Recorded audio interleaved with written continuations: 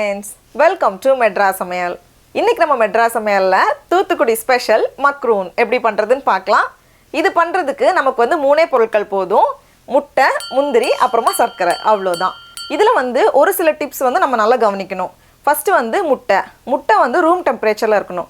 ஒருவேளை நீங்க ஃப்ரிட்ஜ்ல வச்சிருந்தீங்க அப்படினா முன்னாடியே எடுத்து வெளியே வச்சுக்கோங்க. அது வந்து ரூம் டெம்பரேச்சருக்கு வரணும். நான் இன்னைக்கு வந்து 3 பெரிய சைஸ் முட்டை எடுத்துர்க்கேன். அதோட வெள்ளை கரு மட்டும் தான் நமக்கு வேணும். முட்டையை பிரிச்சு வெள்ளையை மட்டும் தனியா எடுத்து வச்சுக்கோங்க. மஞ்சள் கரு mix பண்ணாத மாதிரி பாத்துக்கோங்க. துளி கூட நமக்கு வேண்டாம். இந்த மாதிரி முட்டையை பிரிச்சு வச்சுக்கோங்க.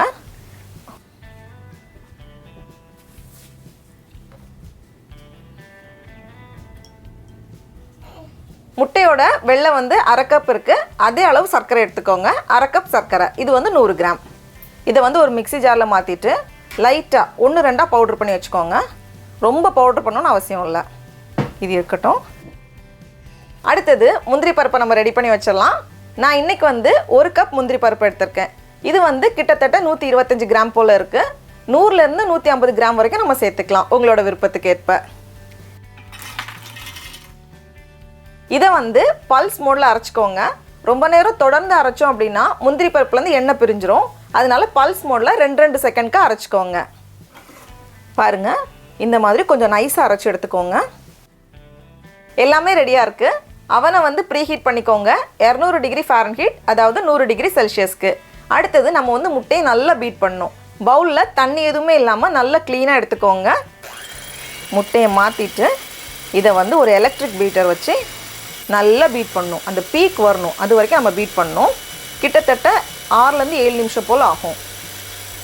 இப்போ 2 நிமிஷம் இந்த மாதிரி நல்லா பீட் பண்ணி நொர வந்ததும் நம்ம பவுடர் பண்ணி சர்க்கரை வச்சிருக்கோம்ல அதை வந்து கொஞ்சம் கொஞ்சமா சேர்த்துக்கோங்க. ஒரே டைம் ஃபுல்லா சேர்க்காதீங்க. கொஞ்சம் கொஞ்சமா சேர்த்துக்கோங்க. 3 ல இருந்து 4 பேட்சா பிரிச்சு சேர்த்துக்கோங்க. சேர்த்து பீட் பண்ணிட்டே இருங்க.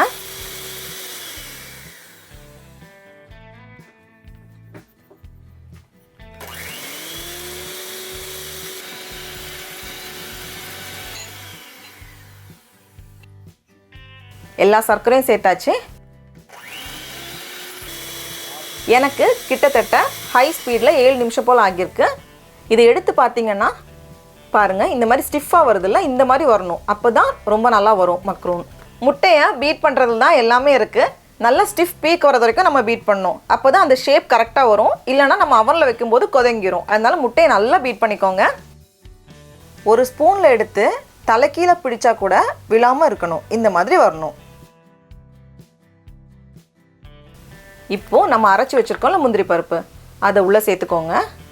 சேர்த்துட்டு இதை வந்து அப்படியே ஜென்டிலா, ரொம்ப போட்டு கிளறாதீங்க, லைட்டா ஸ்லோவா மிக்ஸ் பண்ணிக்கோங்க.